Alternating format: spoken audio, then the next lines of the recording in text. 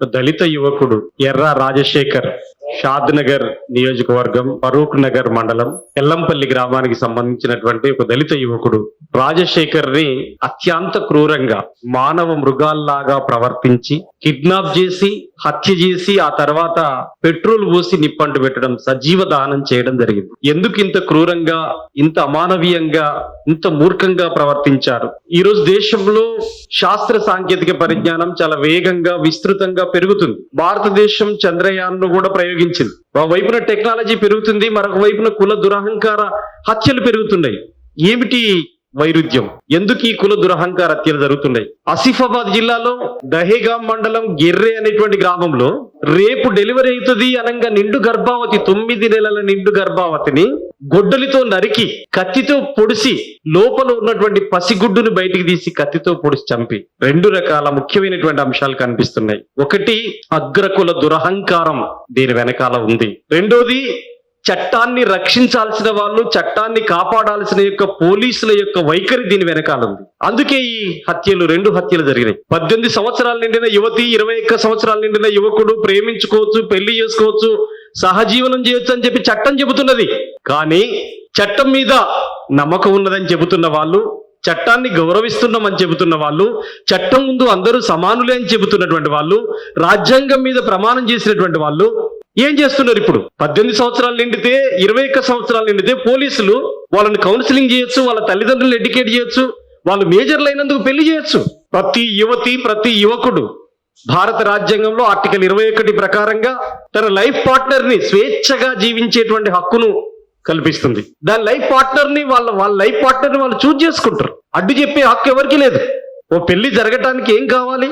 ఒక స్త్రీ ఉండాలి, ఒక పురుషుడు ఉండాలి. వాళ్ళ కులం ఎందుకు, మతం ఎందుకు, వాళ్ళ ప్రాంతం ఎందుకు, వాళ్ళ భాష ఏంది, వాళ్ళ రాష్ట్రం ఏమిటి, ఇవన్నీ ఎక్కర్లేదు.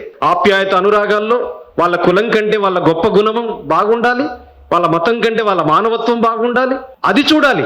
కానీ నేను గొల్ల కుర్మ కులంలో పుట్టాను, నువ్వు ఎస్సీ మాదిగ కులంలో పుట్టావు కాబట్టి నువ్వు అంటరాని వాడివి, నా కూతుర్ని పెళ్లి చేసుకుంటావా నువ్వు? ఎంతటి అహంకారం అనేటువంటి పద్ధతులలో కానుగు వెంకటేష్ అనేటువంటి వ్యక్తి ఎల్లంపల్లిలో కానీ ఏం జరిగింది అక్కడ అని చెప్పేసినంటే స్పష్టంగా ఒక నెల రోజుల కిందటనే ఎర్ర మల్లేష్ అనేటువంటి ఆయనకు 4 కొడుకులు, 2 బిడ్డలు. అందులో చిన్నవాడు ఎర్ర చంద్రశేఖర్. ఈ ఎర్ర చంద్రశేఖర్కి 24 సంవత్సరాల వయసు. ఆ ఎల్లంపల్లిలో ఉంటున్నటువంటి కానుగు భవానీ అనేటువంటి అమ్మాయికి 19 సంవత్సరాల వయసు. పోలీస్ స్టేషన్కి వెళ్ళి ఇక భవిష్యత్తులో రామని చెప్పి ఎటోళ్ళట వెళ్ళిపోయారు. వెళ్ళిపోయిన తర్వాత అమ్మాయిని అక్కడి నుంచి తీసుకెళ్లి మొయినాబాద్ దగ్గర వాళ్ళ బామ్మర్దుల దగ్గర హాస్టల్లో పెట్టాడు వెంకటేష్. పెట్టిన తర్వాత ఆ అమ్మాయి, నువ్వు ఇప్పుడు కనుక రాకపోతే నేను చచ్చిపోతా, నువ్వు తప్పనిసరిగా రావాల్సిందే అని చెప్పేటువంటి పద్ధతులలో వెంటాడింది. ఎవరిని? చంద్రశేఖర్.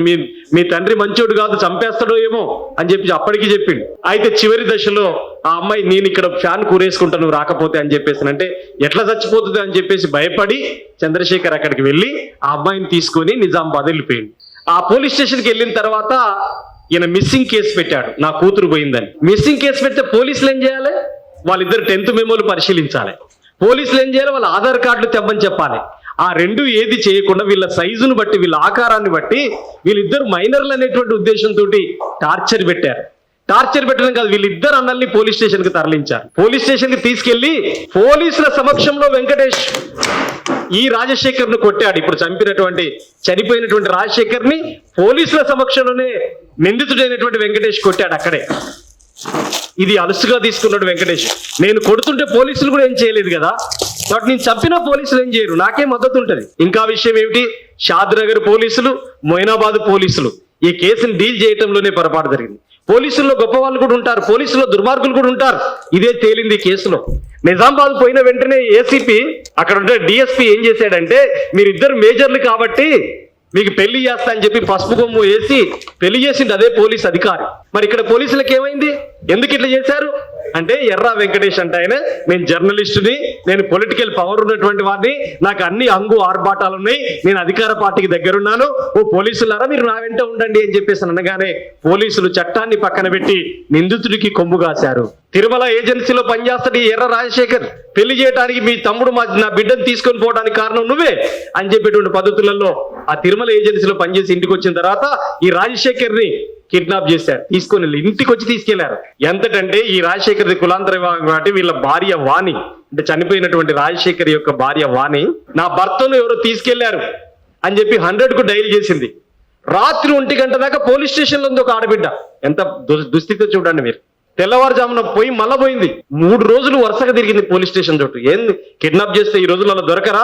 వెహికల్లో పట్టుకొని పోతుంటే దొరకబట్టలేరా మీరు? సాధ్యం కాదా? మేము చూస్తూనే ఉన్నాం కదా ఏమేమి చేస్తారని చెప్పేటువంటి విషయాలు. ఎందుకని పట్టుకోలేకపోయిళ్ళు? చివరికి వెంకటేష్ వాళ్ళ బామ్మార్దులు, మైనాబాద్ సంబంధించిన బామ్మార్దులు, ఇక్కడ శ్రీకాంత్ అని ఒక ఎస్ఐ ఉంటాడు షాద్నగర్ లో, శ్రీరాములు అని ఒక కానిస్టేబుల్ ఉంటాడు. ఈ శ్రీరాములను అక్కడ ఉన్నటువంటి వెంకటేష్ కు మధ్య రక్త బంధుత్వం ఉంది కాబట్టి వీళ్ళిద్దరూ, ఇక్కడ శ్రీకాంత్ ఎస్ఐ, శ్రీరాములు కానిస్టేబుల్, మొయినాబాద్ లో ఉన్నటువంటి పోలీసులు, ఈ నిందితులు మొత్తం కుమ్మక్కై కావటం వల్ల కిడ్నాప్ చేసి, హత్య చేసి, నైలాన్ తాళ్ళు తీసుకుపోయి పెట్రోల్ పోసి కట్టబెట్టి కాలబెట్టి చేశారు. చనిపోయిన డెడ్ బాడీ అయిన తర్వాత, అమ్మ నువ్వు దీన్ని వెతుకుతున్నావు కదమ్మా కిడ్నాప్ అయిందని, ఈడొక శవం ఉంది, మీ వాళ్ళైనా కాదు చూసుకుందూరమ్మా అన్నారు. తర్వాత పోలీసులు గుర్తుపడతావు అమ్మాయి రా అని చెప్పేసి అన్నారు. పోయిన తర్వాత తను దేవునికి కట్టినటువంటి తాడు ఇట్లా కంకణంలా కడతారు కదా, అది చూసి తన ఏళ్లను గుర్తుపెట్టి ఈయన నా భర్త అని చెప్పేసి అప్పుడు చెప్పింది. తమ్ముడు ప్రేమ వివాహం చేసుకుంటే అన్నం చంపేశారు.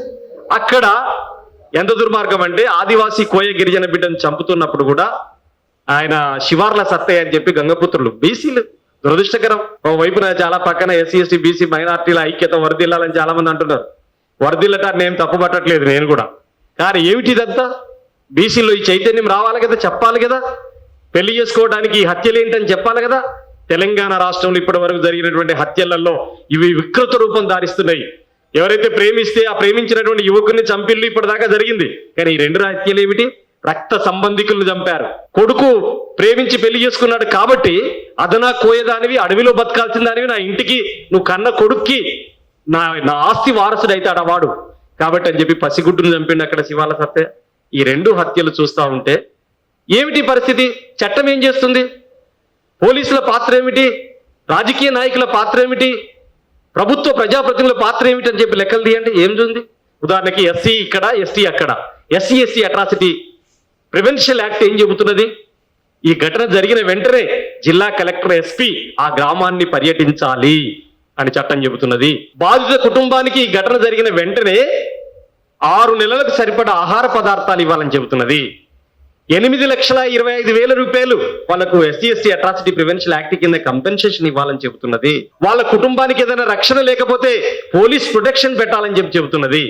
కానీ ఈ ఎస్పీ వెళ్ళలేదు, ఈ కలెక్టర్ వెళ్ళలేదు, అక్కడున్న స్థానిక ఎమ్మెల్యేలు వెళ్ళలేదు, ప్రజాప్రతినిధులు ఎవరు వెళ్ళలేదు. చట్టం మీద నమ్మకం ఉందని చెబుతున్నటువంటి వాళ్ళు, రాజ్యాంగం మీద ప్రమాణం చేస్తున్న వాళ్ళు రాజ్యాంగాన్ని ఉల్లంఘిస్తున్నారు, రాజ్యాంగ హక్కుల్ని కాలరాస్తున్నారు. రాజ్యాంగం కుల నిర్మూలనకి బాటలు వేయాలని చెబుతుంది, కులాంతర వివాహాలను ప్రోత్సహించాలని చెబుతున్నది. నిజంగానే కులాంతర వివాహాలు చట్ట విరుద్ధమే అయితే కేంద్ర ప్రభుత్వం 4,50,000 రూపాయలు ఇస్తుంది కులాంతర పెళ్లి చేసుకుంటే. దేశంలో 500 మందికి ఒక ఏడాదికి ఇస్తుంది. రాష్ట్ర ప్రభుత్వం కూడా సోషల్ వెల్ఫేర్ డిపార్ట్మెంట్ ద్వారా రాష్ట్ర ప్రభుత్వం కూడా 2,50,000 రూపాయలు ఇస్తుంది జీవో నెంబర్ 12 ద్వారా. ఎందుకు ఇస్తుంది? ఇది చట్ట విరుద్ధం అయితే, ఇది క్రిమినల్ కిందికి వస్తే, ఇది నేరం అయితే ప్రభుత్వాలు ఇన్సెంటివ్స్ ఎందుకు ఇస్తున్నాయి చెప్పండి? కానీ ఇది చట్టబద్ధమే అనేటువంటిది గుర్తుపెట్టుకోవాలి. ఇది చట్టబద్ధమే అనేటువంటిది మనం గుర్తుపెట్టుకోవాలి. ప్రేమ వివాహం చేసుకోవటం నేరం కాదు అనేటువంటిది మనం అర్థం చేసుకోవాల్సిన అవసరం ఉంది. రాజకీయ పార్టీల నాయకుల వైఖరి చూడండి. ఓ పార్టీ సిపిఎం రాష్ట్ర కార్యదర్శి జాన్ వెస్లీ గారు వెళ్ళారు, కానీ మిగిలిన రాజకీయ కాంగ్రెస్ పరిస్థితి ఏమిటి? టిఆర్ఎస్ పరిస్థితి ఏమిటి?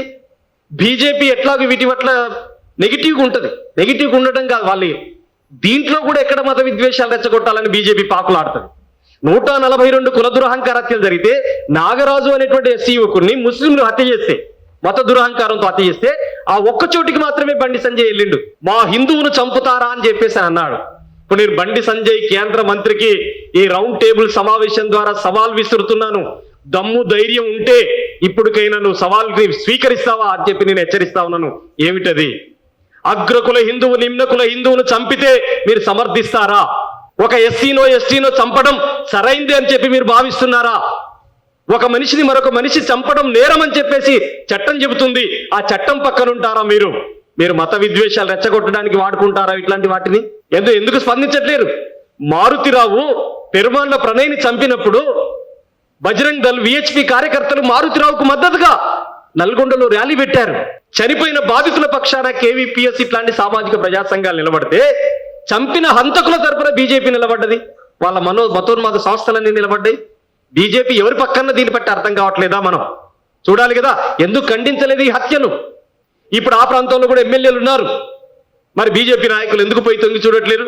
ఈ దళితులు గిరిజనుల ఓట్లు కావాలి మీకు, కానీ ఈ దళితులు గిరిజనులకి ఈ బాధలు వస్తే, ఈ హత్యలు జరిగినప్పుడు, ఈ ఘటనలు జరిగినప్పుడు మీ అడ్రస్ ఎక్కడ ఉంటుంది? మీరు ఎందుకు స్పందించట్లేరని చెప్పి నేను కోరుతున్నాను. ఎస్సీ అత్యాచార నిరోధక చట్టం ప్రకారంగా ఒక ఎస్పీ, ఒక కలెక్టరు ఈ ఘటన జరిగిన చోటికి పోకపోతే పోనందుకు మీరు నేరస్తులు అని చెప్పి చట్టం చెబుతున్నది. అందుకే చట్టంలో ఏముందంటే, ఎస్పీ కలెక్టర్ కనుక ఇన్సిడెంట్ జరిగితే అక్కడికి వెళ్ళకపోతే వాళ్ళ మీద కూడా అట్రాసిటీ కేసు పెట్టాలని చెప్పి చట్టం చెబుతున్నది. మరి ఎందుకు వెళ్ళలేదని చెప్పేసి అడుగుతున్నాను. అందుకనే మిత్రులారా, ఈ కుల దురహంకార హత్య పైన కేవీపీఎస్ గా కొన్ని డిమాండ్స్ ఫ్రేమ్ చేశాం. ఈ కుల దురహంకార హత్యలకు పులి స్టాప్ పెట్టాలంటే ప్రభుత్వం ముందు కొన్ని ప్రత్యామ్నాయ ప్రతిపాదనలు మేము తెలియజేస్తున్నాం. కులాంతర వివాహితులకు రక్షణ చట్టం చేయాలని చెప్పి ఈ రౌండ్ టేబుల్ సమావేశం ద్వారా డిమాండ్ చేస్తున్నాం. ఏమిటి? మీరందరూ చూశారు, తమిళనాడు ప్రభుత్వం, కేరళ ప్రభుత్వం ముఖ్యమైనటువంటి నిర్ణయాలు తీసుకుంది. ఎవరైనా కులాంతర వివాహం చేసుకుంటే ఆ జంటలో ఒకరికి ప్రభుత్వ ఉద్యోగం ఇస్తామని చెప్పేసి ప్రభుత్వాలు ప్రకటించినాయి, రెండు ప్రభుత్వాలు. కేరళలో వామపక్ష ప్రభుత్వం, సిపిఎం ప్రభుత్వం దళితులని పూజారులుగా, ఆలయాల్లో పూజారులుగా నియమించింది. అంటే దీని అర్థం ఏమిటి? జంటలో ఒకరికి ప్రభుత్వ ఉద్యోగం ఇవ్వాలని చెప్పేటువంటిది తమిళనాడు ప్రభుత్వం తీసుకుంది. రాజస్థాన్ అసెంబ్లీ తీర్మానమే చేసింది ఏకంగా, కులాంతర వివాహాలు చట్ట విరుద్ధం కాదు, చట్టబద్ధమే, మేము ప్రోత్సహిస్తాం, రక్షణ కల్పిస్తాం, చట్టం చేస్తామని చెప్పి చెప్పింది. మరి ఇక్కడ ఎందుకు చేయట్లేదు? రేవంత్ రెడ్డి సర్కార్ చేవెళ్ల డిక్లరేషన్ సందర్భంగా మాట్లాడింది ఏమిటంటే, కులపరమైనటువంటి ఏ హత్య ఇక్కడ జరగటానికి వీలే తెలంగాణలో అన్నాడు. మరి ఈ 2 ఏళ్ల కాలంలో జరిగింది ఏమిటి? ఇక్కడ నాగమణిని తన సొంత తమ్ముడు బైక్ మీద వెళ్తుంటే కారు తీసుకుపోయి ఢీకొట్టి చంపలేదా? ఇబ్రహీంపట్నం, రాయపూర్కి సంబంధించినటువంటి కానిస్టేబుల్ చంపలేదా? ఈ ఘటనలన్నీ చూస్తే ఏమర్థమవుతున్నది మనకి? ఇన్ని ఘటనలు జరుగుతూ ఉంటే ముఖ్యమంత్రి స్పందించాలి కదా. కుల దురహంకార హత్యలు గాని, కుల వివక్ష గాని ఈ రాష్ట్రంలో జరగడానికి వీల్లేదని చెప్పింది ఎవరు?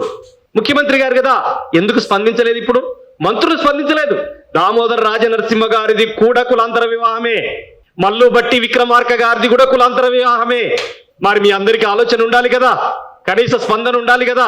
ఎందుకు మాట్లాడలేరు? వివేక్ వెంకటస్వామి మంత్రి, ఆయనది కులాంతర వివాహమే. వినోద్, చాలా మంది కాంగ్రెస్ పార్టీలో అద్దంకి నాయకర్ది కులాంతర వివాహమే. మీరు ఎందుకు మాట్లాడట్లేరు ఈ విషయాల మీద? మీ ప్రభుత్వం వైఖరి ఏంటో స్పష్టం ఎందుకు చేయట్లేరు? ఈ చట్టానికి ఎందుకు రూపకల్పన చేయట్లేరు? ఎందుకు నోరు విప్పట్లేరు? ఎందుకు కాలు కదపట్లేరు? ఎవరు పక్షాన్ని నిలబడాలనుకుంటున్నారు? ఈ కుల దురహంకార హత్యలు జరిగినప్పుడు ఖండించని ప్రతివాడు ఎవరంటే నేరస్తులతో సమానమే. కుల దురహంకార హత్యలు జరిగినప్పుడు నేరస్తులకు అండగా నిలబడేటువంటి వాళ్ళు, హంతకులకు పొంత పాడేటువంటి వాళ్ళు మాత్రమే దీన్ని బలపరుస్తారు, దీన్ని ఖండించకుండా ఉంటారు. అందుకనే 142 నిండు ప్రాణాలు, భావి భవిష్యత్తు కలిగినటువంటి యువతరం కోల్పోతుంది దేశం, ఈ రాష్ట్రం. మరి ఇలాంటప్పుడు కులాంతర వివాహితుల యొక్క రక్షణ చట్టం మీద దృష్టి పెట్టాల్సిన అవసరం ఉంది అనేటువంటిది నేను తెలియజేస్తున్నాను. ఇప్పుడు ఈ 2 చోట్ల జరగాల్సింది ఒకటి, సిట్టింగ్ జడ్జి తోటి న్యాయ విచారణ జరపాలి, సమగ్రమైనటువంటి దర్యాప్తు జరపాలి. దీని వెనకాల పోలీసుల పాత్ర ఉంది, దీని వెనకాల అగ్రకుల దురహంకారం ఉంది. కేవలం 7 మందిని 8 మందిని అరెస్ట్ చేశామని ఏసీపీ గారు చెప్పారు. కానీ పాత్రదారులు ఎవరు? సూత్రధారులు ఎవరు? ప్లాన్ గీసినోడు ఎవడు? యాక్షన్ చేసినోడు ఎవడు? వాళ్ళంతా బయటికి రావాలి, వాళ్ళందరి మీద యాక్షన్ తీసుకోవాలి, చట్టపరంగా తీసుకోవాలి. అందుకని ఇవాళ వాణి, రాజశేఖర్ భార్య వాణిది కులాంతర వివాహమే. ఆమెకు ప్రభుత్వ ఉద్యోగం ఇవ్వాలని చెప్పి డిమాండ్ చేస్తున్నాం. ఆమె కులాంతర వివాహం చేసుకొని తన భర్త జీవిత సహచరిని నమ్ముకొని ఉన్నది. ఆ జీవిత సహచరిని పొట్టన పెట్టుకున్నారు. ఈ కాగుల వెంకటేష్ యొక్క ఆస్తులు ఎన్నున్నాయో మొత్తం జప్తు చేసి రాజశేఖర్ కుటుంబానికి ఇవ్వాలి. ఇది ఎస్సీ అట్రాసిటీ యాక్ట్ చెప్తున్నది.